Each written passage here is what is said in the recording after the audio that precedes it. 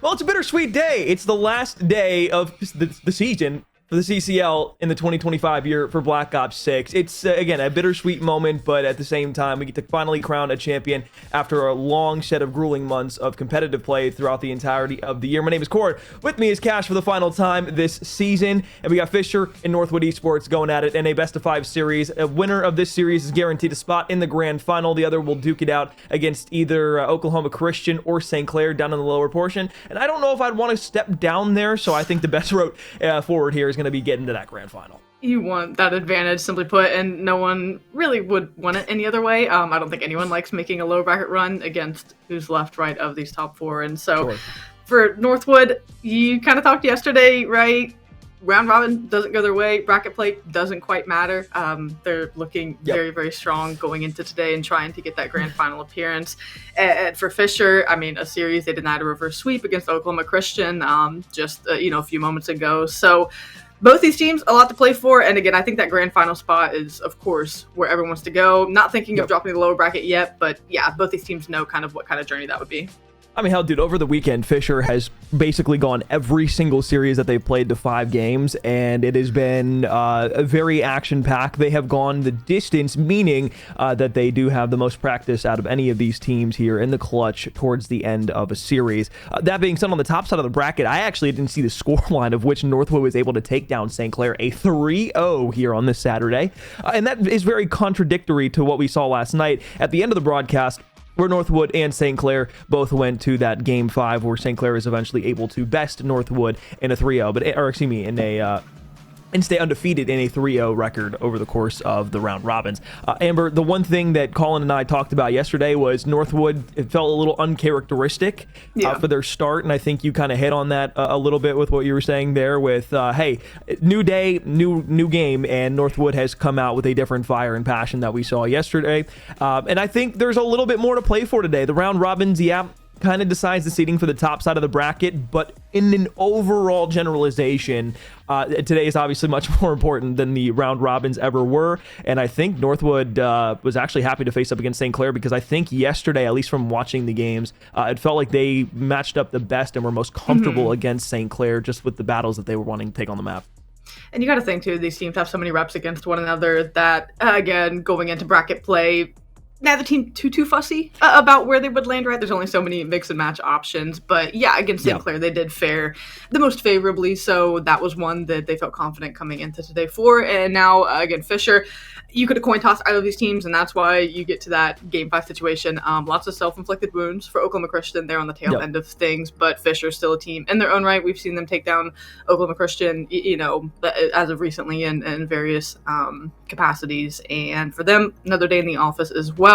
Like you said, they've been battle-tested from start to finish, so we'll see how much of a factor that comes into for today, especially against Northwood keeping this winner's bracket advantage. But Alex, we'll have a look at the head-to-head, and I mean, again, the hardpoint record, of course, for Fisher standing out the most, but both these teams sit fairly even across the board. They really do, and I think for what we saw yesterday with Northwood against this Fisher roster, the hard points basically handshook both of those. The S&Ds handshook both of those. The control, 3-2 to Fisher. So not only was that series extremely close in terms of each team being able to win one of the respective modes, obviously besides the control because we only play one, I think the fact that Fisher pretty much throughout the season went undefeated within control, even swapping in Bullcut Matt onto the roster and still being able to play there. I don't know what the camp is like over there, that Timmy Phantoms, Brack, and Darkseid are putting Bullcut Matt through at the same stretch, but they've set him up for immediate success. Obviously, it's not going to come every single map. The consistency problem is still there for this Fisher roster, but when we look at the Northwood side of things on the opposite end, this weekend specifically, Neum has been frying. Throughout every series they have played, he has been pretty much the best player on this Northwood roster.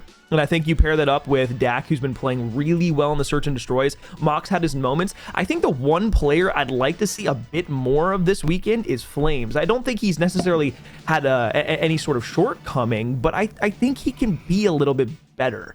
And that's just what I've come to expect out of Flames, I guess. Yeah, and it's a reasonable expectation. I mean, you look at the 8 players that we're about to have load up in this lobby, and they know what they have to bring, and it's got to be your best. anything less than that will show in the series count, right? Like you said, there's been some inconsistencies on both sides. These teams know what they have to do and come out to do today. No one can afford to come out flat-footed, and a Skyline, looking at this map set to kick things off, is one of those ones where you have to be ready to roll from the opening break.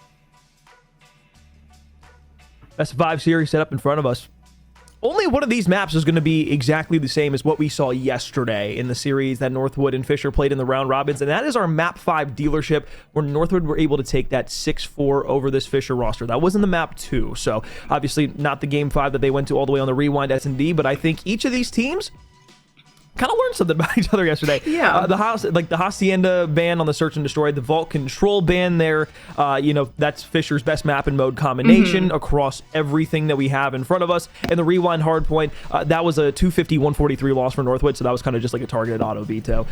Rewind S&D from Fisher, they played it well in that map 5. I don't think they wanted to play that again against Northwood. Yeah. And that Hacienda Hardpoint, I think it kind of speaks for itself. It was a 250-69 win for this Northwood team on the opposite end yesterday. Yeah. And that is a loss margin that I don't think Fisher will ever be comfortable with. So, no wonder that's the veto that comes into it. But as we get ready to load up here into our map 1 Skyline, one of the things, and Amber, you and I talked about this, what was it, last weekend for a different set of matches for this Fisher roster. The hardest gunfight in the game to take is Brack on P1 when he's posted up with an AR. I'm going to look to Neum on this map to start the actual pace and lockdown aspect of the map. I want to see him control things from the get-go. That's going to be Northwood's point of contention for a win here. Here we go, Brack.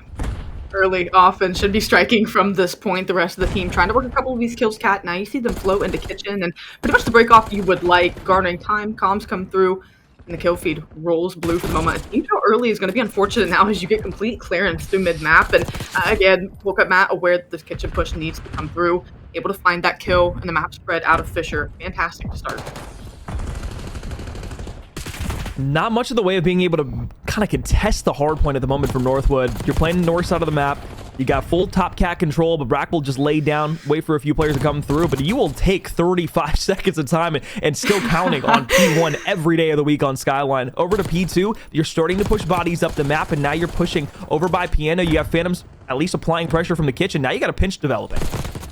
How many you walk away with had they gotten the rest of scrap? A near full 60 would have been over 50 seconds of time, so more than satisfied. Brack going to continue to be on the move, 4-0, locking down this new hard point early. And Northwood just kind of being bullied out early on. They really haven't figured out where these players want to be pushing from. They're kind of trying to get their footing. We talk so much about being on the good end of timings and tempo. To start, that's Fisher. You have 2 points to show for it if you are Northwood in this break. Not coming any easier. Dak going to try to get you back. Shots just not there for Dak. Mock a 1-5 start. Really all of Northwood having not good affair at times at the moment. And as you look to make maybe a bottom route here for Dak, you're looking to P3 on the setup, and guess who's there? Fisher immediately. So this has just been not only great breaks for Fisher, but they've shown the opportunity to get on rotation as well. Yeah, there's really not a ton to say at the moment. I mean, again, kind of shell-shocked seeing that it's about a 100-point lead through the first 2 hills. Very impressive, and you don't see it so often. And Fisher, again, playing perfect hard point to this moment. Northwood are going to have to get it clicking sooner than later. This game can spiral beyond what it already has. Dak finally gets the gun going, finds a couple of kills. But this flank coming through, can always play spoiler, and they just aren't privy to it for the moment. You're fighting from the front. Brack finds one in the back. That'll be the pinch. That'll be the kills. And that'll back them off. And that was super smart. Brack doesn't turn immediately to the entertainment side to push P3. Instead, reads the spawn that are coming, that's coming in from the bedroom, and then allows Fisher to push on the opposite side to apply that pressure to where they have to turn around and find Brack a little bit longer in that play. So Northwood now looking from the outside in. Still players here for the side of Fisher. But for at least the moment, they've got the P4 spawn, so that's at least a step in the right direction. Flames is going to try to post up P1, at least call it this cross, deal some damage where he can, but everyone's flying grass side. You've got one player in Phantom still soaking a bit of scrap. That'll be the flip out. That's going to be the spawn change as well. You want to take some of these gunfights. Neum gets a good snap, so you retain spawns. Be able to breathe for a moment, try to find any kind of semblance of control. Eyes on these players once again, but for Fisher, I mean, they're just playing with numbers for the moment. You can see they're maybe trying to get a free pick, but all of those numbers stacked heavy on the south side of the map. Yeah, they can breathe, but there is still an iron weight just grip locked on their chest. Streak going to be invested in from Brack at 12-4. Through the back line, you got 2, now 3 bodies here looking to push their way in. And as a pinch now starts to develop, all you have to find is Mach tucked in behind the bathtub, and that should be the last contention point. Spawn still close, now pushing back in from the bedroom. You've got bodies here. Niam's able to find two players on the point, but Bullcut Matt says hello, opens himself up, and gives himself a good tiding here in a game 1. And you really have no choice when your teammates fall. You just start to see these kind of scraggler solo pushes. The team coordinated ones, it's just players for Fisher finding 2-3 pieces at a time. So you're kind of left on an island to that point. They really haven't been able to get a cohesive break or look around the map. And that's just a testament to Fisher and how good they feel. I mean, we've seen them time and time again play so strong on Skyline. I said it was a map you have to come out, you can't play flat-footed. And that's what we've seen here. I'm going to get a 100-point lead going into the second set of rotations. Kind of a stunner for the moment. You get a little bit of clearance in the feed. A little bit going for you back on P1, but it just feels like when Fisher want to strike, they can and execute flawlessly. And obviously, it's not the, the same group of individuals, but I think, Brack on this map feels very, very comfortable. Nice little 2-piece there from Niam. But I think back to the Dallas Open where, you're looking at that Omit roster with Brack on the map playing. It was very seldom you saw them even give anything up. And once again, it's just that same kind of thing. I think the leadership that Brack brings to a roster and his ability just as an individual to allow everybody to elevate around him is such an underrated aspect. And I mean, a 100-point lead here on Skyline, doing the exact same thing he's been doing all year long. I don't think there's anybody really better than him when it comes to the AR role. Mr. Consistent, as far as the season goes, through college, through challengers, does not matter. Can get it done for the team. Boasting an 18-9 scoreline. I mean, again, right, you look at the other side of things, of course, and look, I feel like, you beat a dead horse to this point, but these players play at such high caliber that Mach, you don't expect him to, have a 0.5 throughout the series, and to be silenced to this point is exactly where you want him if you are Fisher. So, because we talk about getting on the good side of, working around the map, Mach just hasn't been able to find that groove. Niam, gonna find a big groove in the map, fall into that, and that's just kind of pushing into that pain point a little bit more. Yeah, just insult to injury. And it was funny because I was about to give him at least a little bit of props, be like, hey, throughout some of the chaos, he's at least able to survive and give Northwood an opportunity here in P2. But yeah, dropping down, we'll call it stick drift, if you will, sure. for a little hole through the map. But just looking at the lay of the land right now, as you can see, Fisher left out of the map, fully locked down. P2 is their safe harbor at the moment. You have the P3 rotation coming up here in a moment, and Northwood are on the rotation. But gunfights in the way of winning them has just been the pain point here throughout the entire map. Over 2 minutes in the hill. Brack will have garnered. And that just gives the rest of the team freedom to kind of fly around the map and just make it easier for him to really waltz into these hills. They play so well off of each other, set each other up for success at nearly every turn, and we are just seeing that to a T here on Skyline. Pinstripe kill feed to this point, not going to be enough. You need a big play to kind of get some of that momentum going, and they just haven't had it, Alex. You eclipse that 200-point mark, you're still under 100 if you're Northwood. Maybe at this point kind of just being like, okay, let's just win some more of these gunfights. Get a little bit going for us as we go into map 2. Sure, it's not over, but Fisher needing just, 60 or so points to close it out. Yeah, okay, I was trying to give a little something, but yeah, I fear it's over. I would like a comeback would be sweet though. I mean, it would. Do I think it'll happen? No, but it'd be pretty cool. It would be pretty cool. And again, I like the fact that we're now seeing Northwood be able to pick the pace up a little bit, find their footing, even if it's only for a couple strings of kills. That's everything you need going into a map too. Obviously, we've seen, both of these teams play very spread out hard points to where the scoreline kind of looks as it does right now, and then the S&D plays to a game or around 11. So like, I'm not expecting anything different in the search and destroy after this. Again, as you said, just try to find something good that you can piece together and then carry his momentum into the next game. Again, it's still technically not over. It's just, you don't expect to come back. Piecing it together though, the back half of Kitchen now into new. I mean, it's a 60-point game, Alex. Of course, you say it. And like you said, picking up the pace, I think, is the better way to put it. They finally kind of gotten into gear. Okay. And all of a sudden, going into the third set of rotations, it's a sub-60-point game. So we are right back in the mix. Feeling a bit more competitive now. Niam cut down by Bullcut Matt.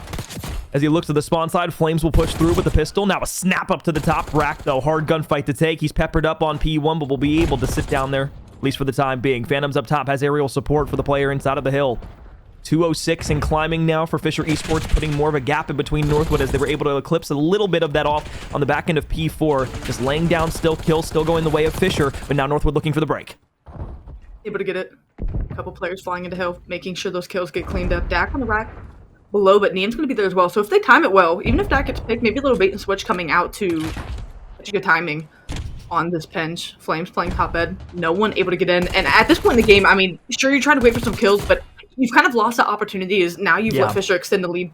They got a free 30 points off of P1. It's just, you know, perhaps a mistake. We'll see. But the left side of the map's locked down. They're winning those kills. So they might be able to right this wrong. And I like that Niam was pushing the objective close into bedroom because this is allowing Mock to stay alive and not really have much pressure thrown his way on P1. So now as Darkside looks to push up by the piano, first gunfight goes his way. Now can hop up the rope. Spawn still going to be relatively close on the backside of White Staircase. 229, 186 on the rotation into P2. Fisher can win it here. Northwood can get damn close. And that's just a gunfight you wanted. That going to be the other one piano side on transition. You're trying to get out of kitchen, but that should just be information garnered. That'll be the call. Someone's pushing White as well. The cleanup comes through. Now you're just going to have to fly this. You're less than 10 points away from closing it out. Fisher don't have any more opportunities but to fly, take these gunfights, and yeah, not quite going their way. Oh, the timing was good for Niam up the backside of the staircase, and with 5 seconds left, the Eclipse is now in for Northwood as they at least are able to push things out. Brack falls in the back line, and everything is flipped around the map. Now through the front, Fisher looking once again to push forward, but once again, hey, Northwood still on top. Gonna give it another look. Phantom's leading the charge. Maybe a two-pronged effort here is Darks and see if you can pick him up piano, but you kind of waltz up White for free. You find one that lets everyone collapse and trying to get timings for the rest of your players. Northwood managing the situation well. You need one more player taken down, and that'll give you clearance once again, but Brack through Cat able to get it. Less than 5 seconds to go. On the hop, Niam gets it with 1 second left, but they realize that they need to run everybody over to P3. You've got to touch in for the contestion, and it's just not enough. Timing too good to the side of Fisher, and it was just a map that got way too far out of hand. It spiraled early on, and a comeback that they weren't able to mount. So map 1 goes the way of Fisher. I think that's about what the expectation was, although we didn't get to, you know, set too much up before we actually got into the game. But just kind of like keys to success aspect. I think that when we saw that skyline, you and I both kind of looked at it and were like, okay, Fisher historically good on this map, probably going to do the same thing here. And they take care of it. And for Northwood, I mean, again, right? It just feels like a broken record. You're like, oh, you get down that much, and it's just so hard to make that comeback happen. The back half of things, again, I think it kicks off that second set, P3 to P4, where they locked down 60 to 80 seconds of time. Yep. I think they were in prime position to pull that off. Again, the P1 misplay where they give up 30 seconds, I think that was more problematic. Of course, getting off to that bad start, right? I mean, that's easy to say, but I think they very well could have made that a game where they could have taken in a 250 to 235 fashion. Sure. I just think giving up that much time on P1 fully let Fisher kind of set that game point. You go into P2, a hard one to break where they need less than 20 seconds to close it out. I think Northwood were never out of it, especially after mounting the comeback that they did. Fisher, though, managed things well. They play P1 about as perfect as you would like for it being such an open hill. Yep. Ended up getting kind of that easier win to close things out when it got scary for a moment. Yeah, I don't know if we'll have a scoreboard to pop up here, but throughout that game, we got a little replay here. You'll see it, and just kind of keep your eyes posted on that timer that's next to Brack right there. Obviously, on P1, he just sat there, soaked everything up. But like throughout the rest of the map, he was just super soaking hill kitten style. It was kind of ridiculous. I think he almost had about 3 minutes at the end of this game in full totality. To pair that with 30 kills, lead the way, not only for your own team, but the entire lobby with almost 4,000 damage. That from start to finish is a takeover game by an individual. It's great that you have help from Darkside, Bullcut, Matt, and Phantoms in the slaying department. But again, what wins a hard point? The time. What do we talk about time and time again, Amber? Sharing time, or at least being able to put your team in a good position to where you can capitalize on it. That's exactly what Brack did. You don't really have to divvy the hill time workload if the slaying is not even across the board for the team. And like you said, individual takeover.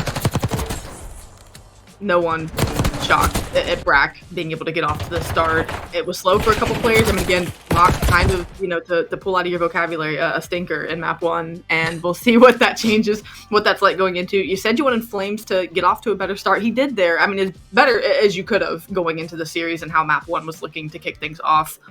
Sure. So I think for Northwood, a good breath of life in them, knowing they were back in the game towards the tail end of things. We were calling, hey, take some of those gunfights and get ready for map 2. That was at P3, and they were able to do kind of above and beyond the call to action there. So it was good to see them get things going at the end of it, but how dangerous is Fisher? With the map 1 win, though they've gone to game 5s, this team finds a way to take care of business, especially early on in the series. Yeah, not only that, but again, with how good their control has been, a lot of the success for opposite teams has hinged upon either an initial hardpoint success against Fisher or being able to step out early against them in a search and destroy. As we have seen throughout most of this weekend, game 5s for them, something that they seldomly lose. They've only lost 1 out of the 4 that they've been to, but I think when you kind of like look at that across the board, it's like, okay, Northwood, what's your contention point here? What's your kind of like win condition? And that starts here on this protocol search and destroy. I think if you get to a control on Hacienda, where Fisher, yes, albeit dropped to Oklahoma Christian earlier on today, I don't think this Northwood roster, when we talk about control, is really in the same breath of conversation as Fisher. Obviously, that could change and that could be seen in map 3, but again, I think if we want to just talk for brevity's sake, this search and destroy needs to go your way for a 1-1, or you could be staring in the barrel of a 3-0 going into Fisher's best game mode. You don't want to have to go best of 5 against this Fisher squad. So everything you said, really shaping up this map 2 and the urgency that Northwood need to play with here. You open up with the first blood on Darkside. That's going to back things down for the moment. Brack's trying to work a pig, gets spotted out P2. So minimal information garnered. Phantom's going to try to play for that kill, but Liam loose on the flank. Can he make something happen here? And Phantoms is just lost up inside top ball, and Killed actually dropped directly down and somehow wins the 1v against Dak. There's no chase on the follow. Niam's gonna reload, gets caught down by Phantoms, who just waits for him, and all of a sudden, what was a 4 versus 3 now turns to a 1v3 for Mock, and Northwood is just in disbelief. That is a complete and utter breakdown from one single play. Whew. I mean, Phantoms, to make that happen, to make the read that the second would be on the chase, but to win that first gunfight, it can't happen. It just can't. Simply put. And I almost wonder, like, with that gunfight there for the search, when he's, like, going back down the ladder, or, excuse me, down the zip line, I wonder if it has something to kind of go along the lines of, like, maybe he thought that the player that had chased him top bunk was still there. Yeah. And when he dropped down, he didn't know that was the player that actually was the one who had shot him in the first place on the drop down. So being able, again, just to have that information is huge. I do want to fill you guys in. Just as Mattman and Colorblind had an issue with the observation in the previous search and destroy between this Fisher roster and Oklahoma Christian, we have once again run into the same issue here. So again, reading body language is going to be big, kind of telling us where we're going, but we'll be getting updates from Mr. J Pros throughout the entire process and venue. So I think Bobby going to be treating us well here. We are going to St. Clair and OCU just to do a little change of plays, just to get some gameplay back on the screen. I am cool with this. 2-1 for Oklahoma Christian. 1-0 inside of this series as well. But now you got Gus last alive. He actually gets shots onto the first inside of the courtyard, but snuffed out and shut down. So 2-2 here in the search and destroy. St. Clair will bounce back.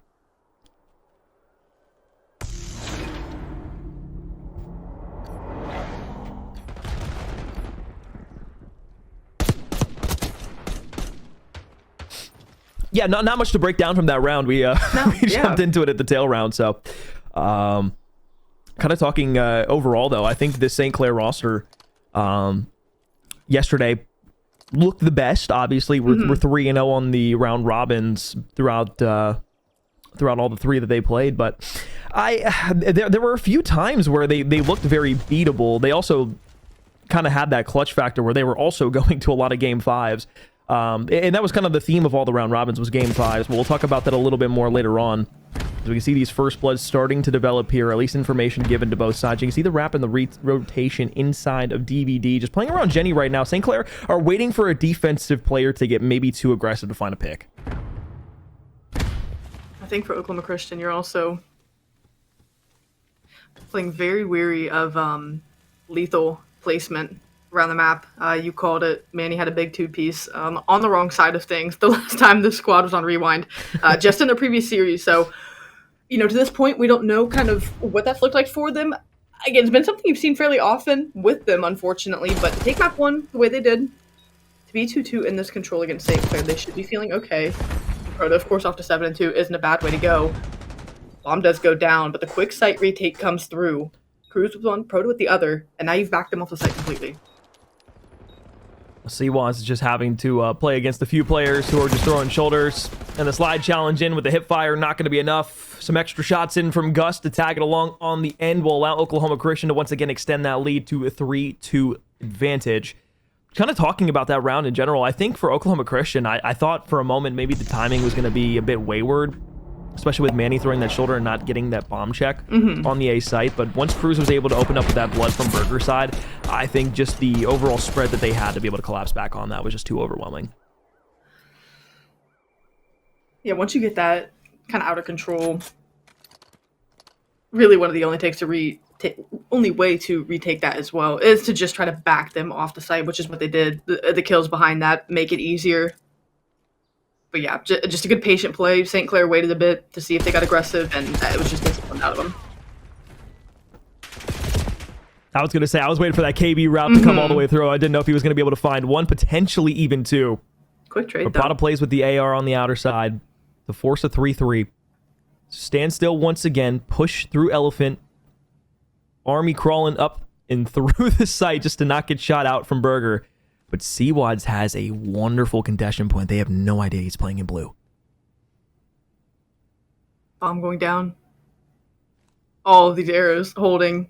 And once this comes through, now we're going to see the ship sail. For either of these teams, you're going to try to get aggressive. You get the timing if you are Seawad. You're going to try to chase one. You call one RV. I think you know one wrapped to the back as well. So Seawad, with the information, can they pull it off? Oh, but give that out to your teammate. Allow Manny to develop this route. They have no idea that he was able to get out of dodge and can now play through the Burger side street. 20 seconds left on the round, about 15 to the good if you want to get the defuse too. Re-wrap in, Prada the first to fall. Now it's Manny, who made that long route, just trying to play his life as best he can. A push-up could be slow. Defuse coming through all the way in, and Manny's just not able to get there in time. So it's a hard round to win, especially when you're playing outer street there. I think you're just playing for the one kill, and you don't necessarily expect to hop. Definitely. And that's just good on teams to have the awareness to say, hey, he's probably playing for the one kill and isn't expecting the hop, so we'll just make that call and make that happen. Yeah. And to play with numbers that way. Again, just with that A site, when you know you've cleared out Elephant and Stage, you kind of know you have that chance, unless you're taking a wild route and can maybe catch timing through court, but Seawaz was playing for it, so it just felt like it was impossible for them to lose that round, and again, we're handshaking things for the moment, the defense looking stout for either side. And they are just trying to play their side as much as they can, and you are not going to take that gunfight any day of the week if you're KB on Gus. We've seen time and time again how that can lead to a negative impact on an offensive hit. And speaking of, Vanny in the corner will pop a double, but now KB last alive in a 1 versus 3, having to wrap all the way out by Burger. This is a situation that, unless Oklahoma Christian just give you a free blood to force a 1v2, feels unwinnable. I don't think he saw him on the hop up either. Over Dumpster playing for info. I mean, he is behind, but with 40 seconds left, a lot of work needing done. Gonna have to play with urgency. I mean, Shirley saw him there. Yeah, gonna close in. Get a free little gunfight. Now you see the readjustment come through. But again, still so much work. And the bomb is still down. So if you're KB, not only do you have to re-wrap and find that bomb pickup, but you still got 2 players directly in front of you. But the timing might be great. Inside of the Jenny, he's able to escape. Tries to push all the way through. Wants to get on the A site, but they're going to be able to say, hey, there's nobody on B. So what kind of timing does Manny get as he pushes in through Zig? Door opens. Slide chow. Shots. Perfect. Directly into the chest. No time to react if you're the bomb planter for St. Clair. Oklahoma Christian retaliating. We've handshook about, 3 straight rounds between these teams? 4? Yeah, and they've all been defenses to this point as well. Nice and pretty. And I mean, that round again, it just hinges on the dependencies of St. Clair pushing that outer RV. Yeah, you have Manny playing that close contention point, but Oklahoma Christian, they just go for the gamble stack. They send 3 there. They're like, okay, St. Clair, they've been playing A a lot. Maybe they go a B hit here, and They make it work perfectly. Gus has the head glitch on the bomb, so hard to rip off. And then again, you're just playing that trade battle and looking for the 2P. So slide in once again into Elephant. DBD point that Oklahoma Christian is trying to make stick. On the outside looking in is St. Clair. They're not giving any information yet. And you see the AR battle, KB, Cruz get information, but Cruz going to wisely back down. So the map looked mirrored for a moment, but yeah, you're just going to regroup with numbers if you're Oklahoma Christian and say, you know what, let's just work through Jin, work through RV, see if we can get something easy here over towards B with a free kill. And with everyone stacked up court, St. Clair is still in this play. First gunfight, though, goes to C-Wads. And now it's going to make that a lot more difficult for Oklahoma Christian to push forward because the bomb is down. C-Wads, once again, will be able to find Manny. So you get 2 before anybody trades you out. Cruz will now push up, trying to plant the bomb here on this B site. You've got Cootie on the back end of truck, going to have to escape. No util to use here on the back line, and somehow, someway, Cruz is alive. Gonna play this heady. KB gets one. A pinch gonna be in, so you've got to be able to find these kills, even if you get the lineup.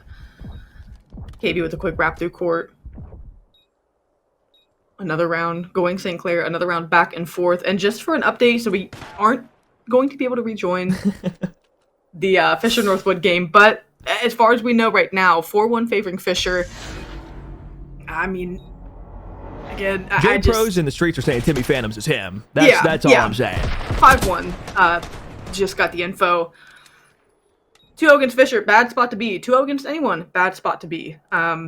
It's just, we've seen this film before, Alex. Yeah, and I hate that we can't bring you the search and destroy action from the winners finals. Again, observer crash inside of the lobby. So with that being said, still here with St. Clair and Oklahoma Christian. We'll continue to update you with that winners finals as we get more information. But a 5-1 lead now for Fisher. Here at a 4-4 game, an elimination match. Loser of this best of 5 will be eliminated here from LAN contention in San Antonio. As Cootie looks to push his way forward onto this A site. We've seen this time and time again from St. Clair. They love taking over DVD. We're going to play aggressive gens. Nothing going there. Manny gets one but gets traded. Rupert playing the deep flank on Cruz. They've been playing for each other the entire search and destroy. Protege want to get one in the site. You're trying to win this 1v if you are Cruz on either side of the map. Kills going to be so dependent on how this round is going to go. If you get one, you should be able to wrap back with your teammate for the moment. Clean shots at range with the AR. Things you'll love to see here from St. Clair. Again, down 0-1 to this Oklahoma Christian roster. A search and destroy to go 1-1. And once again, a finalized update for you from the search and destroy from our winners final matchup. 6-1 to Fisher, 2-0 series lead, 1 map away from moving to the grand finals. Loser, of course, will drop down to play the winner of St. Clair and Oklahoma Christian. With a 5-4 lead now, it is all in the favor of Oklahoma Christian to get into the driver's seat and make their own destiny in these final 2 rounds. Stun checks, deep, nades and util, tossed out. And an unorthodox hit directly through Zig. It's 3 players there. Into DVD they go. It's a trade on the product. Oh, but Cootie gets through. Deals damage, and a couple come in response. You get the bomb planter as well. So what was unorthodox? I mean, St. Clair make the best of a bad situation. Gus almost had a 1v3 earlier. Very similar situation to where he's able to find a first blood on one of the St. Clair players. It can now try to line up the last 2 or maybe find 1v1 gunfights to give a chance. Plenty of time, 50 seconds. Map spread, fully flipped now. Pushing into DVD. Did they spot him out? Challenge to the right-hand side. First one pushed. Gus wraps all the way back to Elephant. Tries to escape with his life, but can't get away. St. Clair, 6-4. Map 2 goes in. 1-1 tied series here in the loser semifinals. Of course, we didn't see map 1. We know it was down to the wire. But I would say, Alex, I mean, expected right to this point to see it go 1-1. And the primary series were following winners finals. I mean, probably the way it could have, would have, should have been going as well. The search and destroy just looks unreal for Fisher. Of course, we didn't get to see the action, but they took their map 5 search and destroy against Oklahoma Christian 6-1 as well. So feeling really good in that mode. Now another situation we have to stifle the comeback, but for St. Clair, they're just trying to get their good response. The series playing close in all of the score lines. pretty much cut and dry how we figured this elimination round would kick off. Absolutely so. And kind of just jumping back up to our Northwood Fisher series. Fisher in the previous series were up 2-0 against Oklahoma Christian. A control on Hacienda was what started the reverse sweep, so maybe a little bit of deja vu happening for Northwood, but it is going to be relatively tough for that roster, not only to force a Game 5, but to be able to take down Fisher, as they have looked so good, not only here today, but throughout this weekend in all the series they played. Yes, they've played close, but the one thing that they have mostly over every other team is their ability to win that map 5, their ability to close out a series. Only team they weren't able to do that against is St. Clair, and guess what? They're in the lower bracket right now, so that's not something that they're going to have to worry too much about. Again, Oklahoma Christian, maps 3 and 4 looked pretty good. Wasn't really that close in 1 and 2. Map 5 was all Fisher through and through, and now Northwood looks to make the exact same fate going throughout the rest of this series. Amber, well, how are we feeling? What's the vibe like right now? How are you and your prediction skills feeling at the moment? I mean, not too bad. Look, I think that map 1 scoreline's a little deceiving if you're just tuning in. Yeah. I just think Fisher are a bit too hot, and I think you look at one player, and I think that's Brack. Of course, Phantom's having a takeover, at least from what we heard in map 2. I just think his ability to IGL and the veteranship that's on that team, like you said, it hasn't been the same throughout the year. We'll cut Matt coming in, but you said it best. He has been set up for success, even if he is playing kind of I mean, you call it mediocre, but it's still fantastic gameplay. At any point, he can elevate and pop off, and we've seen that as of recent as well. So I just think Brack takes this team to another level, and kind of in a championship format, knowing what's on the line. I just think, prediction feels good. Fisher does such a good job getting off to a hot start. And even if Northwood find a way to take map 3, Vault hardpoint looks scary. I mean, you get Vault control out, but you put this team on a respawn on Vault, and it just doesn't look great for Northwood at this point. But, I mean, hey, put yourself in this spot, and Fisher will capitalize where they can. So, going to try for a 3-0. Maybe Northwood has a little, bite back here in map 3, but, pretty much how I expected this to go if you give Fisher the chance.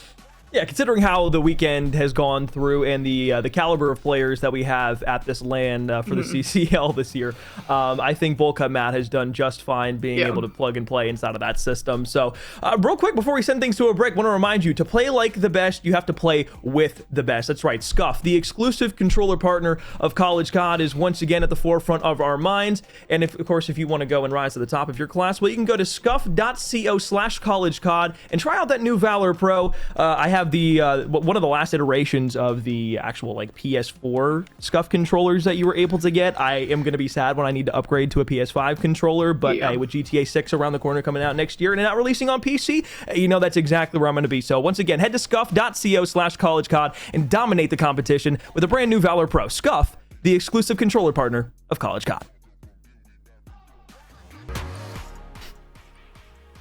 Smiles on the desk, maybe not in the camp of Northwood at the moment, though. Down 0-2 to the Fisher roster going into Fisher's best game mode here inside of the CCL this season.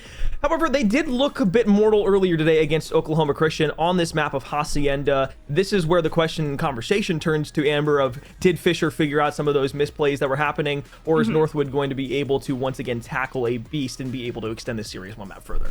I think thinking back to the control, it was on Hacienda as well against Oklahoma Christian. Cruz had a takeover map, and that's going to happen to this point. You think of who's on the other side of things for Northwood. At any moment, they have that exact same capacity. I think the question as well, not only have you remedied those mistakes, but that leans into the conversation of, can Fisher pull off a 3-0 or basically not a map 5 this weekend? And with them having just played Hacienda, I think they're sitting in a better position to kind of remedy what was the pain points the last go around for them. So surely they feel good. I would, you asked before break how the predictions are feeling. I think the 2-0 felt pretty safe. If trends continue, we should be on a dealership. But Fisher, have they finally got things clicking? Yeah, and I think a lot of the dependencies here for Fisher in the controller are going to come down to how Bullcut Matt is able to play. Is it going to be one of those games where he is kind of frying? Is that consistency that we have seen glimpses of going to be able to at least push its way forward into this Hacienda? Or is it going to be kind of where Neum is able to take the reins back a little bit inside of the series and really start to fry in a way that we haven't too much seen, except for maybe the back half of that map one on Skyline? I think in the Search and Destroy, we really didn't get a full picture of what was happening happening between these two teams, but a 6-1 line for Fisher over Northwood definitely at least gives enough that we can kind of piece things together to create some sort of a picture going into this map 3 here. So yeah, on Northwood, things clearly need to change. Neum needs to fry like he has been doing all weekend. I need to see that big game out of Mock that we've been waiting for. Dak, who's been really good in the S&D and pretty solid in the respawns, needs to be there, but I think Flames, once again, when you're talking about the AR battle he's going to have against Brack or Phantoms, that's going to be the topic of the conversation. Couple kills, early break. Defensively, how you want to get things going. Slow played on the bottom side of the map, responds pretty well. As Brack on the top side of things will open up with a wicked gunfight. And now you get 3 in the feed. It looks like they're going to transition to A. I like this. A lot of teams like to go B, and you're going to send numbers there if you're Northwood. So you get the read on them. A couple players on it. That first tick should be rolling in soon, but open, you take care of. Dak is able to get another as well. So with presence and plat control could be big for this A site too. I like the Phantoms doesn't chase the kill there. Preserves his life. Can live to take another one. But unfortunately will fall. So, I mean, realistically, same kind of outcome. Slow start on the offense here for Fisher. Half a tick of progress on that A zone, but nothing locked in too quickly just yet. Dak will turn back around, but on the secret side of the staircase, you got a 2-man pinch coming in from Fisher that's going to allow them to open up the middle map once again. So Phantoms will push on. Flames gets cut down on the backside flank. They go 1 for 1, 2 life advantage to the defense. Quick trade. Before the kill can even ring through. So again, Fisher happy with the progress they're earning. They lock in that first tick. You get the clearance. So live's manageable, and Northwood still sitting on top. Just need to see if they can hold one more push. You haven't gotten a clean look at B at all. The effort has been towards A. Nothing to show for it. Now it's clock working against you. Northwood can roam. Dak looking from up top. Still nothing there, but you have one inside of Wine. Brack is just waiting for everybody to be pulled off the site and maybe for the teammates to come off a spawn so they can try to collapse on a zone. Unfortunately, though, just not a lot of time to push up the map, and you're going to have to sprint to a point if you just want to touch it to stop the time. Out through secret window, you might be able to get over to B. Instead, you go to the plat side. 1 second left, no touches on the zone. Gunfights 1 for Northwood, so 1 tick to none at this point in time, but you will take that every day of the week if you're Northwood. Never broke down. I just kept enough pressure on the south side of the map. Never looking to get a look at B, and it was just quick transition back to the A site where they needed to. You tried, if you're Fisher, especially in Phantoms, to keep plat control, keep those players worked and over towards Oxide. But again, more so, like you said, just a testament to Northwood getting off to that good start, come into the second round on a combined 9-team spree as well. Offensively, you gave up 2 ticks the last go. Anything more than that's going to feel really good going into round 3.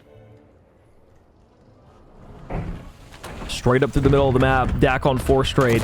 Looking to play into you here. Wonderful pre-aim. Dark side yet again off the board first here in this control.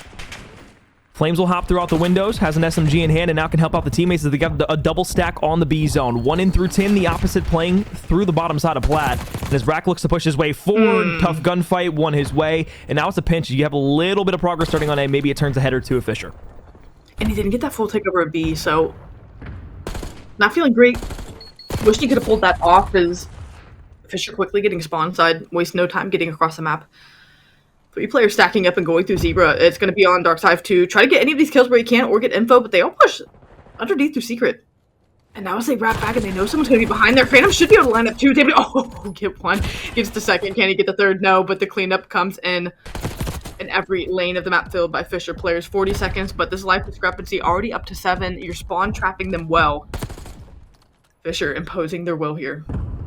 And you can't take an outer route either, because you have another player watching. Dark side on the backside of staircase is able to find 1. But that does enough damage to slow the push down even further and allow the rest of Fisher to push up the map. So with Bull Cut Matt playing in P2, Brack playing the cutoffs of spawn, you have every single player on the map trapped right now, and only 1 has been able to slip out. Flames by his lonesome wins the gunfight versus Brack, but with 22 HP, he's just going to have to slide over to the point. And they've got 2 players lined up on the top and bottom of secret, waiting for it. Yeah, you're not getting to his zone. Maybe you are. Dak will stay there for a second, but yeah, there come the kills. I watched each one tick through, and it was a disappointing offense. I mean, Alex, was nothing crazy to break down as far as what we've seen. Pretty run-of-the-mill defensively. We go 1-1. we can talk kind of the differences we've seen from round to round. I just think you get that spawn trap a little quicker. Fisher's so good at capitalizing whenever they get those kill feeds. The comms are just too clean, and like you said, you can't even take a route. They filled all the lanes. Rack was playing topside, Rock, and from there, when you have a 10 life discrepancy and you're just trying to find kills off spawn, bleeds the clock, same song and dance that we see time and time again, but you only got 2 ticks, you didn't give up any, so still favoring that advantage offensively. You'd like to get anything else going. Though it's 1-1, Fisher sitting pretty. You draw it up how you like it. Stack a couple bodies on B, you turn back around. You don't recognize, though, that the flank is coming through almost instantaneously from this from the Northwood roster. So now if you're Fisher, really the only contention point you have left is up towards the top side of Secret, and as soon as the map was able to flip for Northwood, now you have numbers back on the B site over by the Vineyard. Flames looking to push the map up, wants to get down to the bottom side of U. Mock playing on the back angle, but it's a 2-stack on the point looking for the first tick of progress. And you're playing around Plat and Office, waiting for a route, but nothing coming through, so now you're going to try to collapse on the site, but enough progress being earned for the moment. You're trying to work 10, you're trying to work together to get the tap, and they're going to have a progress through the oversight. Liam's going to be on the flank, going to try to play spoiler on this B attempt, but for now you're staying alive. If you're Brack finding these kills, the reinforcements are in. It was only a 1v2, and Brack was just playing for the gunfight against Flames. So now if you're Fisher, you had the close spawn by well, you're able to push all the way through, and you got a full stack on the point. Dak has to go big here, unless you can get a contestation in, and they're not able to find it. So yeah, you get a 4 drop, but you get a full minute on the clock and 3 ticks to put a further advantage if it goes round 5. And you want to work quickly out of spawn here. You don't want to let these Northwood players get in position to make things messy and make things more problematic than you need. Fisher capitalized so well on quick gameplay. And that's what they're trying to do. They want to keep Northwood reeling, trying to back this defensive line up. You're on the chase. Mock gets turned on, though, by Brack, so that'll let him keep working up the map, but Flames finally gets in a spot to trade. Brack to 15 and 8. As we come to expect, you're working out of spawn. You have to be wary of a flank coming through once again. Slow playing it, but they've got numbers here. They want to try to pull out this office side of the map. Get a quick transition onto A. Nothing giving for the moment. They're playing it slow. You're looking to push up through Secret. Darkside was able to escape into the top side of Office, but Mock reads it well. Rest of the teammate there to fully collapse on the Fisher roster. And you survive for the moment if you're Timmy Phantoms. You go actually 2 for none. Now it's 2 for 1. Dak turns back around, but from the Rock side, this is where you can apply pressure to Office and start the spawn trap on the defense. But a couple players already pushed up Wine. And that'll have to turn the heads. You might have to back up here for the moment because you're going to put Darkside in a spot along with Bullcut Matt to cut off these reinforcements. You just are hoping your teammates can win these gunfights and kind of split the map for you, not going your way. So the wrap back actually going to have to be out of Fisher. All of a sudden, what was an extra minute to the clock and 90 seconds to work with, now just 30. Fisher have to turn up the pace. Yeah, Flames thought he had a timing on a chase, but it was actually Darkside who played in top Office and wasn't spotted out that was able to find him. So that gave a bit of clearance for Fisher to push the map up, and now to the top side, Neum gets down low with the perfect timing to go his way. But it's all about the A site with 10 seconds left. They read him out in Secret. It's 3 down, 8 versus 7 in the lives, and now they can put more bodies on the zone. It's a flank coming through from Dak on the Rock side, on the opposite side from you, trying to push that way back. He's behind in for 1, but can't find the shots. Now it's the first tick of progress. Second tick in, looking for the final 1 as they continue to sit on the zone. It goes 3 for 2. Dak still here, has to win the 1v and does. And with 10 seconds left, it's all about a foot race. And I don't even know that you'll get there in time. You just have to really run into irons at this point. You're going to try to win some of these gunfights, and even if you walk a couple, you get on the point. Phantoms gets 1, Flames cuts down 2. You know 1 player is left in the 5v3. And what could have been for a moment, Northwood sniff it out, but you give up 5 ticks there. And with the live staying relatively decent and being at 6 to none in the tick progression, favoring Fisher at the moment, not only will it need to be an offensive win here for Northwood, it is going to need to be all 6 ticks gained in totality.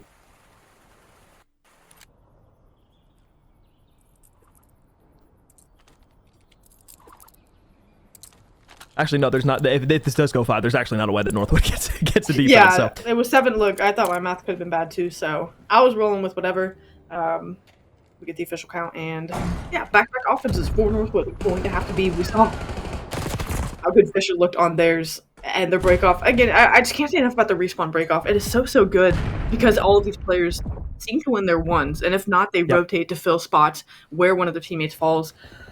So impressive. And Darkside already threw on a route. Everyone pushing through well side. The comms come. And how quickly can he make this play happen?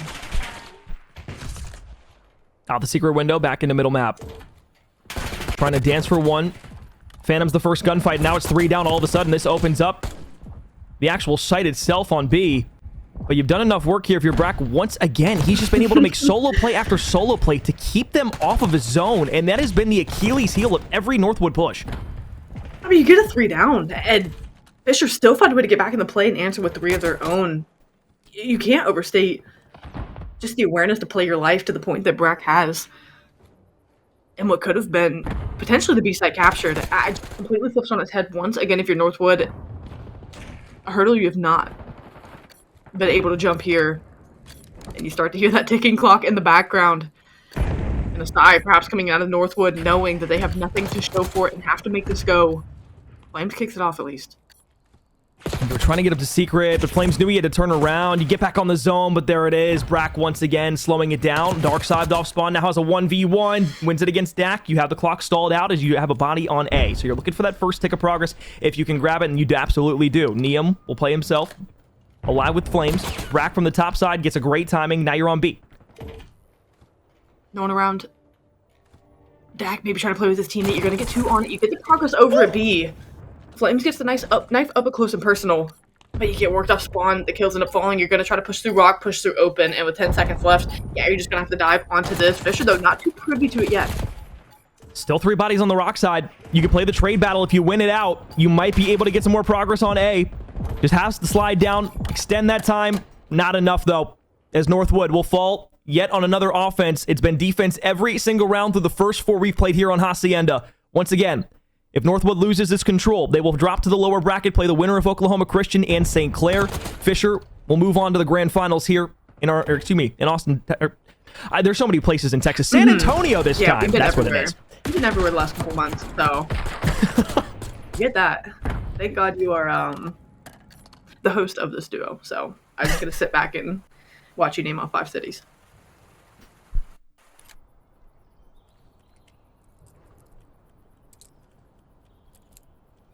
(30v30). A minute and 30 seconds on the clock. Can Northwood finally break through on an offensive attempt? Brack on 4 straight, Phantoms for 2, 6 between them both. Mid-map control where they're looking for. Darkside sprints all the way through, turns back, Neum spots him out though. Should be a call out to the rest of the team, but Northwood are still trying to focus their attention on the opposite side for the gunfights that are coming through secret. Double top comes through and Darkside walks away with an egregious win. Phantoms continuing to apply pressure. Ratchback gets the kill. It'll be Flames trying to play for these individuals off spawn, but now you're just kind of stuck here. Neum's able to take one. Excuse me, and now as the water route comes through, Woke Matt knows what he needs to do. He's on the chase, but I don't know that he'll be ready to make this read. I think Neum spots it. Might have had the audio cue from the doors breaking open, but this is just wasting more and more time. You'll finally stall it at 48 seconds as you get on the A zone, but another trade that comes in from Darkside won't be able to escape. It's Neum. We'll grip him back to the spawn side, and now they can play through once again. It's just not enough lanes being watched. It's a lot of solo plays just trying to do anything they can as the teammates are coming off the spawns. That's the call upon here. Do they have enough to make it happen? 2 ticks of progress over at A. Again, the individual's going to have to be something for Northwood. They've struggled with, and these respawns, they've struggled with the entirety of this series. It is do or die time to the moment. Close spawns. They should be able to push up directly through middle. Phantoms doesn't get the read that there's a player in through Waterfall. It doesn't matter, though, because Flames is the one who's able to take the long-range gunfight with the AR. They've got a couple of players that are focused out on this B side at the moment, but as the push-up comes back, it's now Flames who has to push in from Rock. Lots of scattered players from this Fisher defense. Lots of scattering from the offense as well, but everybody trying to survive in the chaos as Flames looks to the staircase. Office clear. 2 kills go the way of Northwood. Progress once again being made. And here we go. The call upon for Fisher to make big plays. Phantoms will find 2, and it's just a 1v110 to be able to get this cleared, and you're able to. I mean, again, that's just been what it's come down to. In these moments, Fisher have had the clutch gene. You have to play the congestion, but instead of going to B, they're going to try and 3-stack this on A. It's the closer site to being eclipsed, and I actually love every moment of this, but now the read has to come through, that somebody's hitting through wine. Extra minute added, 13-10, 3 life advantage for Northwood. Transition comes through, you back the player down office as well, so you have another 3-stack that can work in. They might be able to do this. Nade in the back. Neum trying to go ahead, cut anybody off from the plat side. Now the push coming in from Fisher. It has to come quickly. They've got to contest on it, and they can't do it in time. Surviving in map 3. Offense in the final round, able to work through. Northwood, again, stays alive in the best of 5 series, guaranteed a vault hardpoint. And I guess, I mean, hey, it's the Fisher special. Yeah. Northwood come out, and that play, you called it wonderfully, right? They had the numbers, they went back, didn't kind of go for the easy one. Went back to A knowing that they had numbers to be able to stack, get it done, and never lost plat control, never lost office control on that transition. Fisher were able to find a couple of kills, just not enough to make it happen. Northwood put themselves in a fantastic spot. Looking good in the control to kick off the reverse sweep.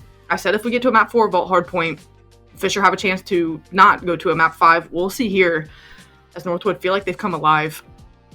After a big win like that, how good does it feel going into another respawn, knowing that you, again, finally have been able to say, okay, when push comes to shove, we've been able to pull this off. Big game from Dak in map 3, but again, I go back to the positioning that you were able to get in the boathouse to watch the cross. And I wonder who is the one who made that actual call to go A. Because whoever was the one who was like, hey, no, chalk this up, screw B, let's just hit A, we've got it close. Whoever made that call quite literally changed the complexion not only of the series, but potentially the entire weekend. Because if you go for B there, you lose some of that capability that you have with the boathouse. That's just a contention player to waste as much time as humanly possible. If you can find one for it, awesome. But getting back over to B is going to be easier there once you grab A, because those spawns are going to be closer. And then if you play somebody through middle map and are even able to go on top of things, you know, in a 4-3 standpoint where you win, you know, 4 of the gunfights compared to losing 3, then you're going to be able to get on B every time with, again, close spawns there. And they just won the gunfights after being on A to get out to B, and that was big. But again, huge ups. The play to get back boathouse from Neum, and then the rest of the team being able to make the heads-up play to get on A. And finally, some individual heroics. Hockey Flames, again, still off to some lower respawn spots. Mock's been struggling to this point. I mean, again, another respawn where I'm just not favorable, can't get on the better end of these timings for gunfights. Like you said, Dak, rally to get everyone going. But a control that Northwood, of course, very much needed. And like you said, the play here, I don't think it's dramatic to say that changed the complexion of the game. Oh, I mean, you lose that, obviously. You're going down to the lower bracket, having the fight between the winner of Oklahoma Christian and St. Clair, which we'll have an update for you on in that series here in just a moment. But I mean, now you give yourselves a chance to fight on this vault hardpoint. Obviously, you still got to win 2 more maps if you're Northwood to be able to not only get to a grand final, but to best this Fisher team. And that is a Herculean task within and of itself. But saving grace here at the moment. Feeling good if you're Northwood. Confidence back on your sleeve. And you can add another notch to your belt as you look to this vault hardpoint. Amber, you know, one of the maps that I was able to hop into yesterday with Colin, we saw this Northwood roster playing up against St. Clair on a vault, and Neum activated so early on in the game, almost went on a 10 spree to start the game off. Those first 2 hard points where you usually, you know, are going to be looking at maybe 60, 70 points, they were almost able to get out to 100 on the first 2 hard points on vault, which is unthinkable at times. And we've already seen that jump happen in a respawn, but a skyline at that. So yeah, for that to be the case for this team on vault, again, you just want them to tap into that, lean into that. Don't overthink it, right? That's kind of what teams get into in this moment. Okay, we've got to win 2 more. Okay, we need to do this, this, and this here. Simplify the game the best you can. And Northwood, of course, going to be no strangers to that. But really, what I'm looking for in this map 4, I feel it'll be telling. The AR battle has just gone Fisher's way to this point, and they're going to have to find some kind of strike back for that. Most exciting mode inside of Call of Duty Black Ops 6, and a mode that has given us much joy throughout the entirety of our CCL season. Kicks off once more between Fisher and Northwood. Inside of the hardpoint, Fisher were able to touch first, but full map presence and a spread for Northwood, continuing to win gunfights around the point. They're not only trying to flip the map out, but they've got split spawns, and they've got one player they have to worry about before they can start hopping on for time. 1v1 gunfight actually going to go the way of Phantoms as he pushes in through light. So what very, very well looked like Northwood being able to control part of the map actually flips the opposite way. Gaining control. Working time as well.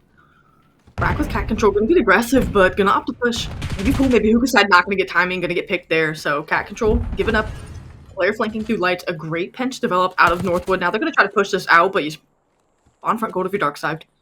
You're still in the back of things, holding from the front. You're satisfied with the moment. You hope to clear out some of these players. Dax able to get a big one in response. Back and forth we go. We'll see what more Dax can find. Ends up getting traded out a 2v2. Neum front door. Second challenge. What a snap. Help from Flames on the long AR shots all the way from backside of pool. But you break in if you're Northwood.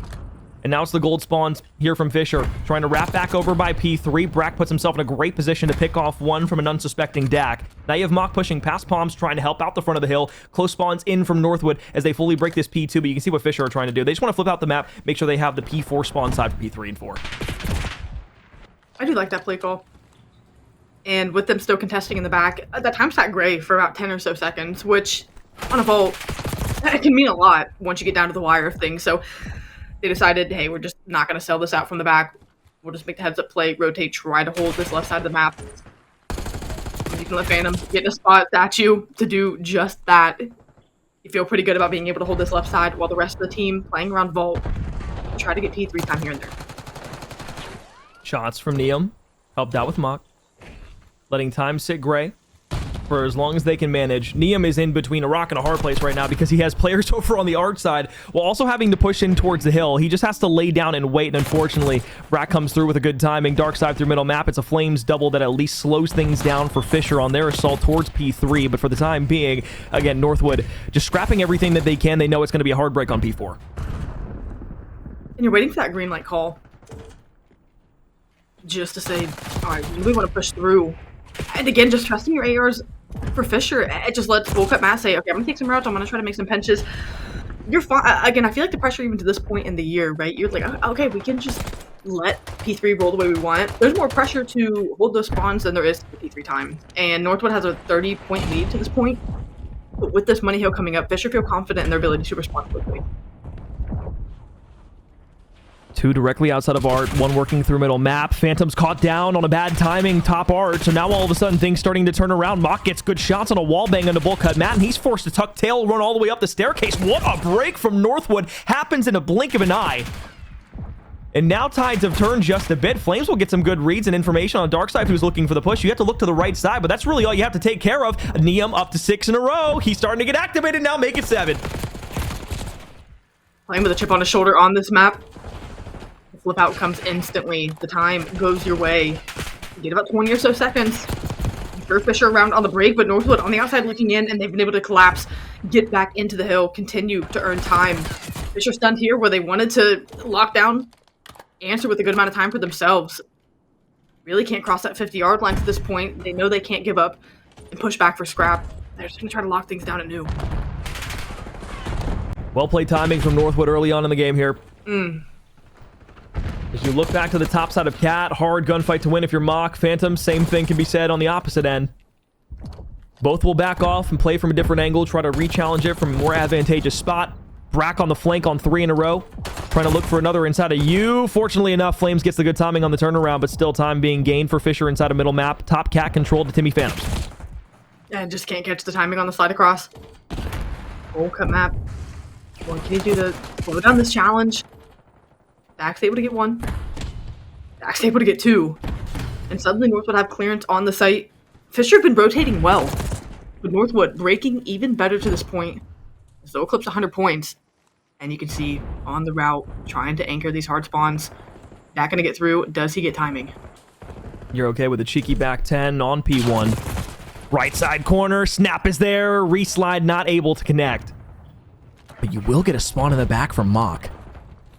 Player 2 in Brack should be privy to it. Bullcut Matt will cut one down on the pool side, and a direct spawn behind. Okay, gets Mixie over by back gold. But all the while this chaos is happening, it allows Dak to push up. Flames wins a gunfight inside of the hill. You get the hip fire shots if you're Dak and A to look to the backside of spawn as gold. Still going to be the place where Fisher are coming through.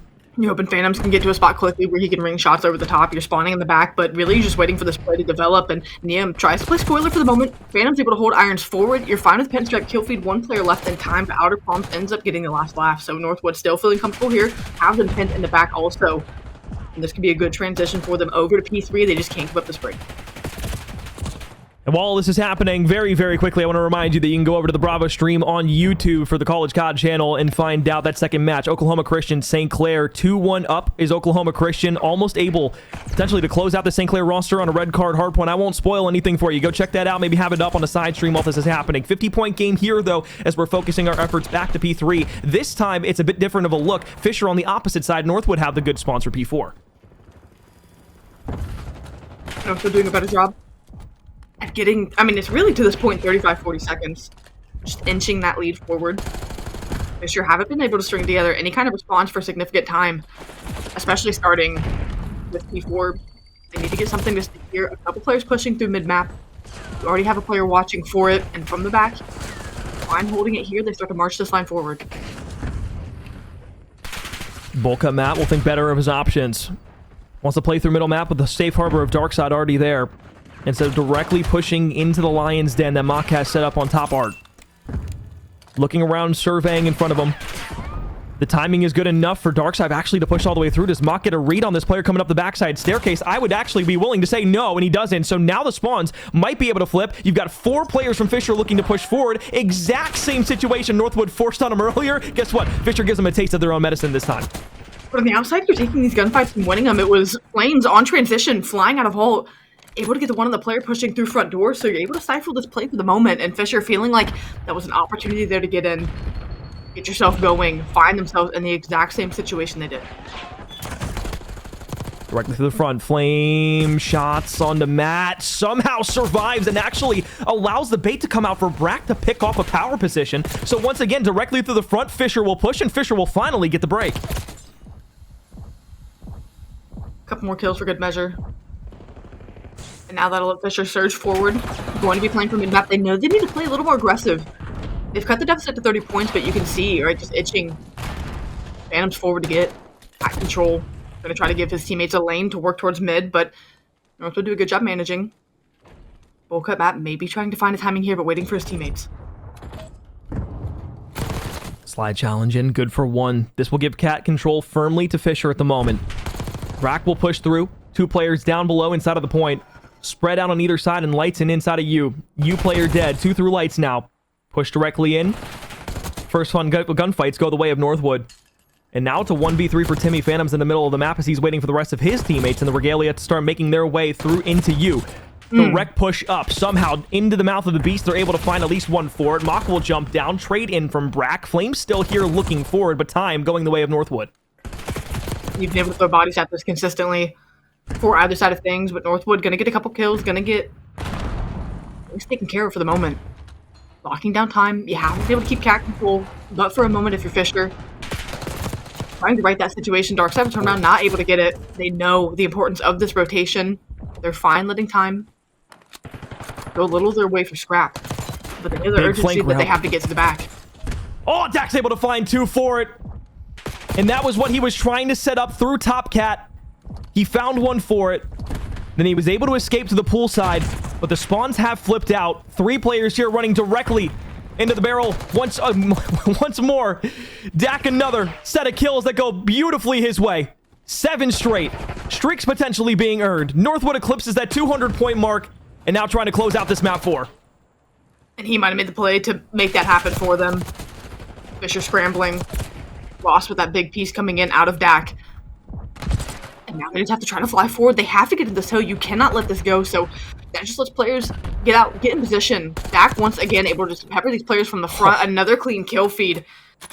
How influential that moment could be for them to close this out. And he is teed up so far. On P3, Fisher have to get out early here, but I see no signs of slowing down for Northwood. As they wrap across the map, P4 lockdown, top art goes the way of Neum. Mock tries to push out through middle. Brack laying down on the palms is able to clean up for 1, so they'll stay alive for now. Stay alive for now. Doesn't sound too bad.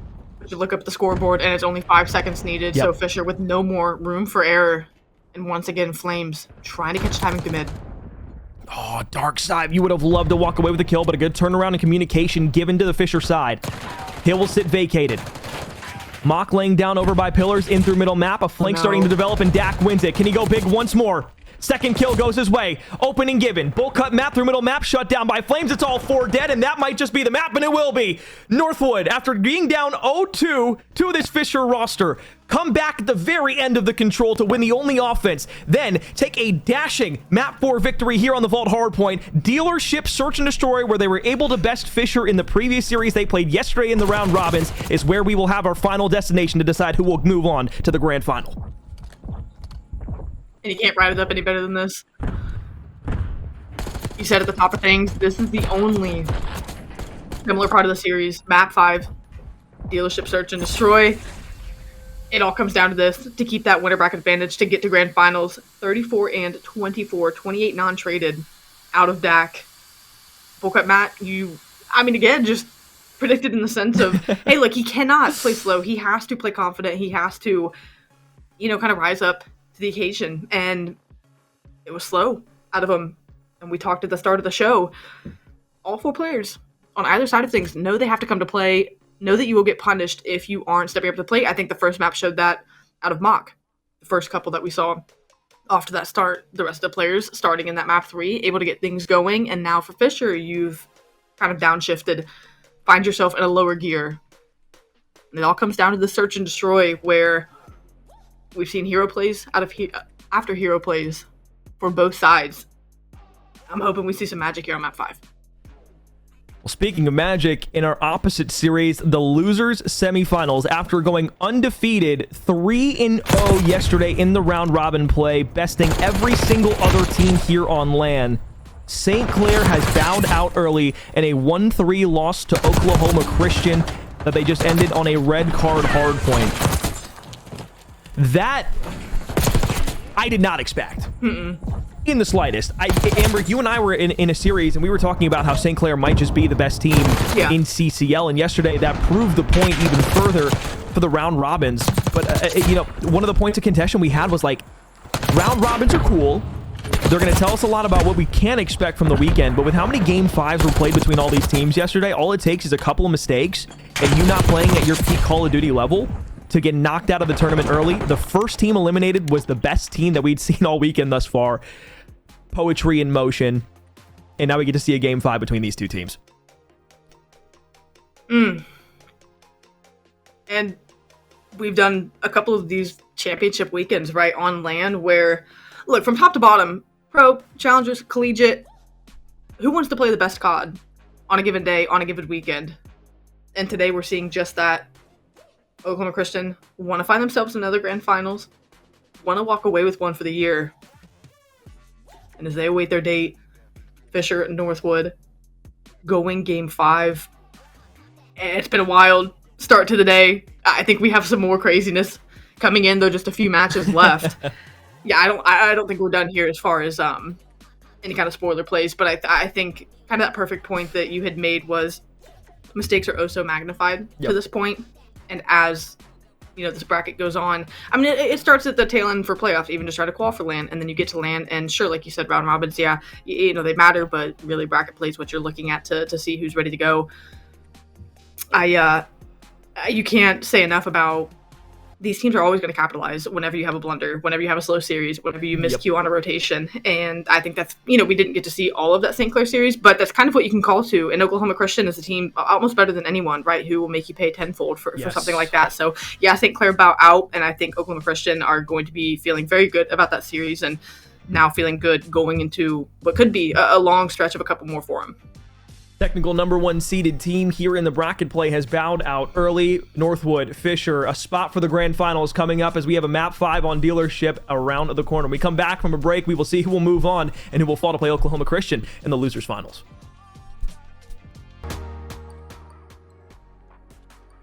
Here we go. Game 5, Northwood, Fisher, winners finals.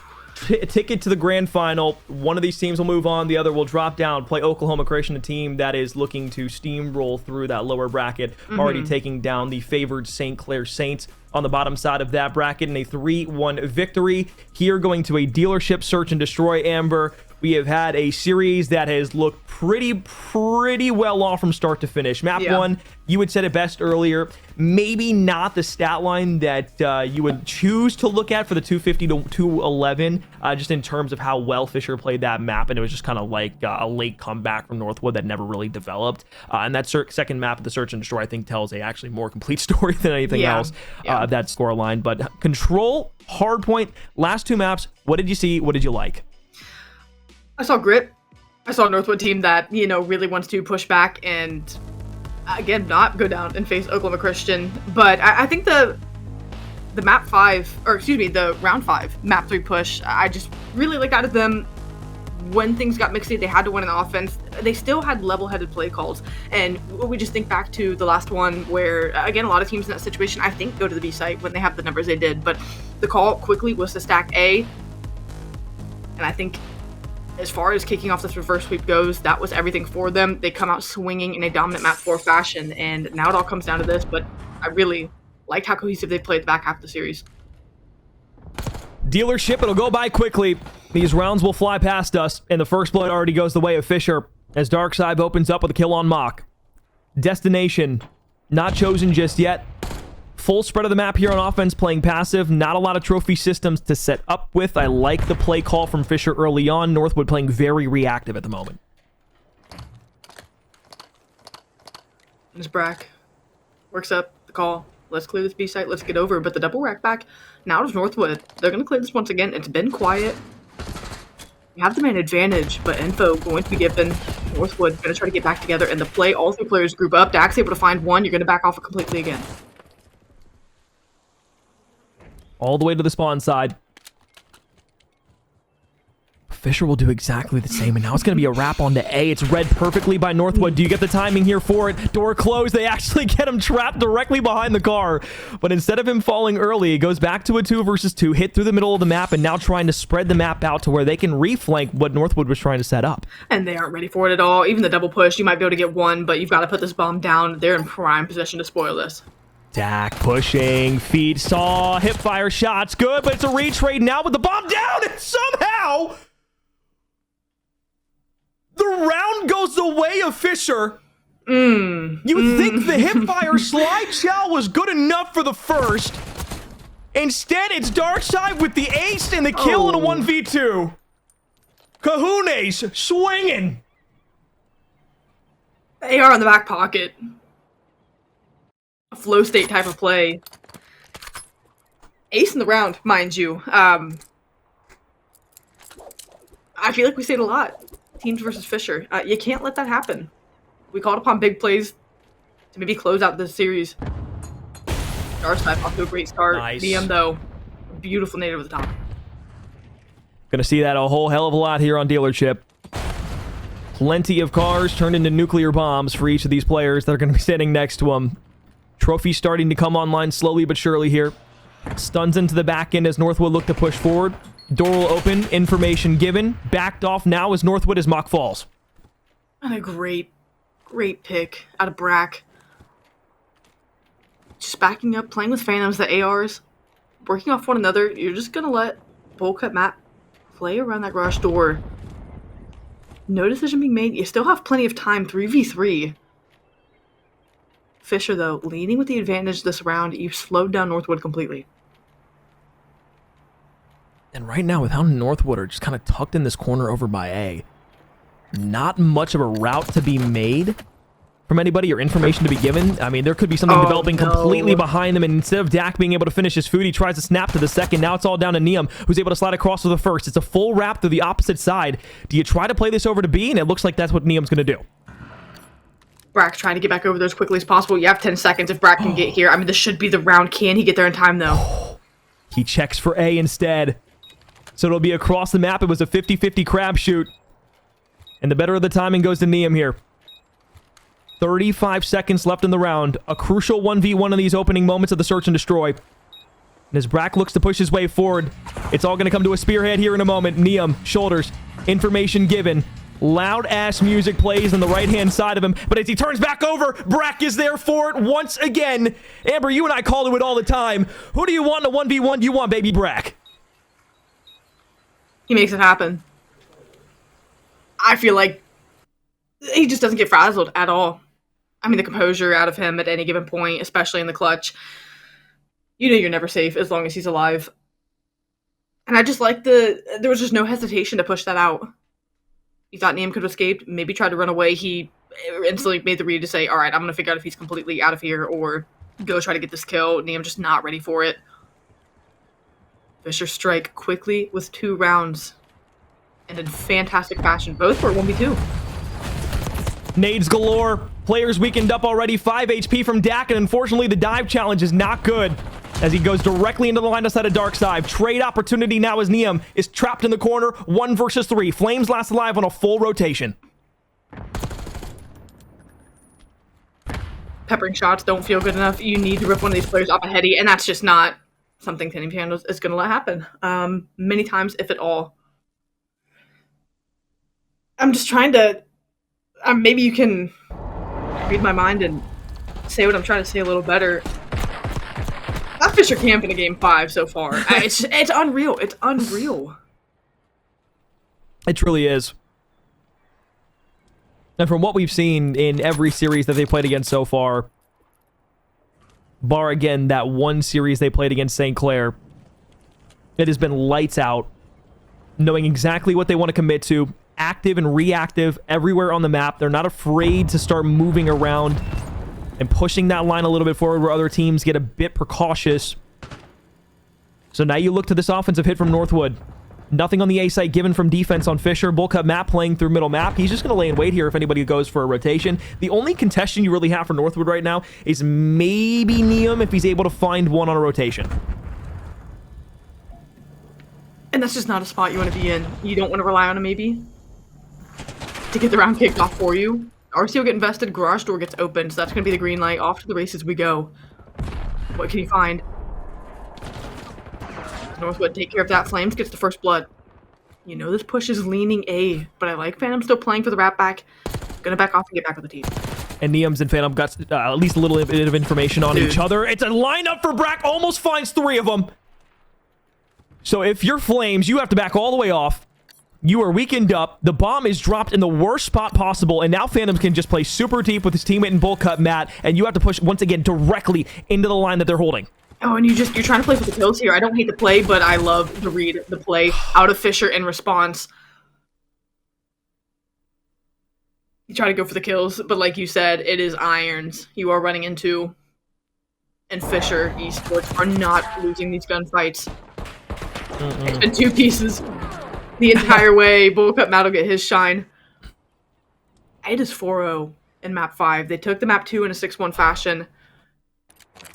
Their search and destroy has been nearly flawless.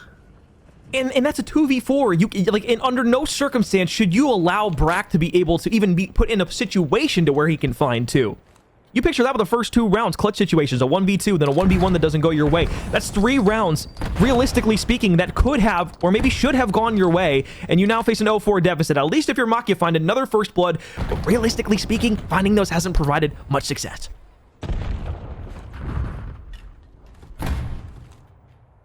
Off we go. Bomb going down. Fisher, quick to it.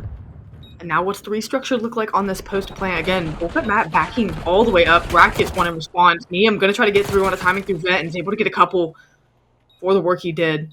Now you got to wrap back in the 1v3 this. Okay. Whew.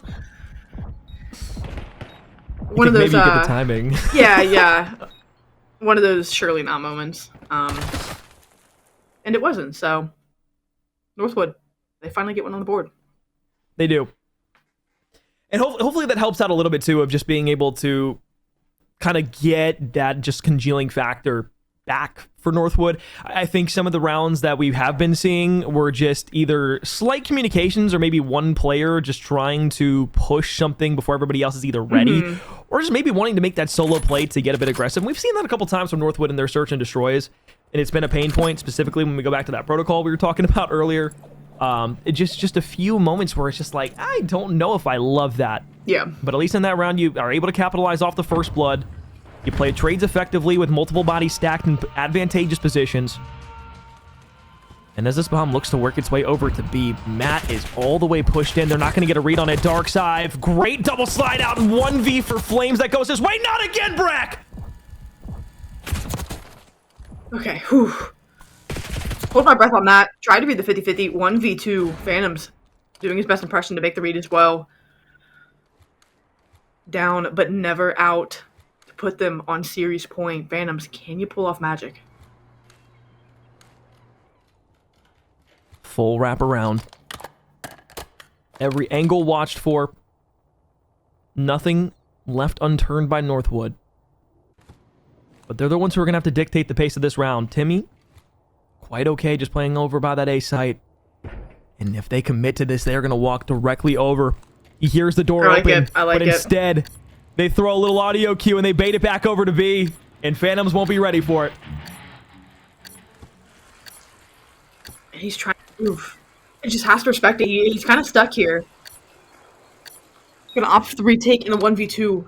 It's gonna be so tricky. Playing for him, wrapping back through spawn. You've got what you need covered. It's just gonna be the call upon to make a heroic play. And you're playing from your weak side. Bomb planted for way back. Over by VIP in the P2 hold. Phantom's looking for anybody to get over aggressive. Flames doesn't actually read that the challenge is coming through yet. Gets the slide, and now the information given. 17 seconds, about 10 to play with. Both players looking to make their way forward. Phantoms just has to push the line in. He's able to get shots on the one. Looks for number two. Not enough time to work with. Northwood 2 straight rounds. And that's great. And they've looked good. But I'm feeling, it's just, it feels like map 1. And you think how many times Fisher have shut down reverse sweeps. Really until it happens, you can't quite lean into the momentum Northwood could garner because you've dug yourself in a 4-round hole. Of course, plenty of time. Map 1, we said the same thing, though it's a respawn to a search and destroy. Fisher just feel too stout getting out to the advantages that they are able to get. Even if you rally some kind of comeback, it's just when you give up that much, you just make it so much harder for yourself. And Mock playing deep back. I wonder if he'll be able to find perhaps one or two of these players that are going to be pushing up. But with nothing being spotted over at B, this should be a full call to Northwood that the other side of the map is what's going to be invested. RC car going to get used. Flames pushes it forward. And now you're going to see those arrows start to reactivate in the middle of the map. Maybe set up for a flank, but more than less likely push to the spawn side. Maybe play for one. You haven't completed the wrap back yet. You have numbers if you're Fisher, but again, you just don't know that. You're trying to shoulder for information. 40 seconds and dwindling. No first blood through. Fisher playing, praying for the over-aggression. Northwood, they have to play it tight. They have to play it slow, and they're doing just that. And at this point, there's really not an opportunity to wrap back over to B. You just can't afford to get picked. Flames plays it too aggressive, gets caught out, and now they can start getting this bomb down. It's going to be 45 seconds left on the clock. Now on a retake opportunity here for Northwood. 3 bodies to 4 and a full post-plant setup. Who can make a play happen? Isolated for the moment. You give up one if you're Neum. You're not playing together. If you're the rest of the 2 stuck in the 1v2, you said it best. Perfect post plant. Individual chows. Timing not there for Northwood. Alex, we're at series point. 1 round away from a grand final for Fisher. Few rounds you would have liked back from Northwood, but they're going to need to win 4 straight if they want to best the Titans of Fisher inside this winter final. Back to an offense where Northwood have been able to rattle a few there. First bloods they've been able to capitalize on with a few nades towards the backside of the A site where the cars explode. Fisher probably won't opt to give them the same look this time through, but it's an aggressive push. 2 directly forward, making their way in. The bomb is sitting by itself at A for now, but the rest of the players on Northwood trying to spread the map out, almost defaulting. And we'll see how aggressive Fisher get. Defensively, it was Flames that kind of had the first slip up. And now for Fisher, the difference is they play so well with numbers. Put themselves in positions to play for trades. And as you have mid-map control, But again, you just have Northwood backed off completely. Now they have to make a move, but you've let Fisher get in good spot. Oh, slide challenge back. Matt looking. Nothing is pushed in through middle map yet. Shots given out, and that's just not a play that you can afford to make. You got to throw a shoulder maybe once or twice more, but that allows Darkside to give the advantage. Now Brack can look over with his AR on the back line. They get funneled directly to the corner. Flames tries to play his life. He's able to find one, but it is all down to Mock now in a 1 versus 3. 25 seconds for the map. Everybody slides out at the same time, and as Fisher are able to put the final nail in the coffin, the exclamation mark on this series, S&Ds have been Fishers in map 5 throughout this entire weekend. They do it once more, down to the lower bracket. Northwood will play Oklahoma Christian in a match for the lower finals to decide who will play this Fisher roster for a championship. You said Northwood one of the few rounds back. That is one of them. Brack 10 and 4. I mean, again, Dak had a fantastic map 4. Mock has had a slow series. But it's just, it's over-aggression at the wrong times. It's, again, that play out of Dak, especially knowing you cross to essentially no cover and you're caught in that corner. You've got to give that more shoulders. Wait for a teammate to be in a spot to trade. Fisher played the trade so much better. So impressive out of them to do it time and time again. You'll wonder, when do they run out of that Game 5 magic? So far, they're feeling good. Grand finals where they'll wait. How, I mean, again, if you're Northwood, right, how does that regain look going up against an Oklahoma Christian team that's rolling? I don't know if it's necessarily something that you need to like regain hard against. I think you've been put in plenty of the same situations that you just faced there throughout this weekend. And I think Oklahoma Christian's just a different beast that you have to tackle. They play a much different game than this Fisher roster does.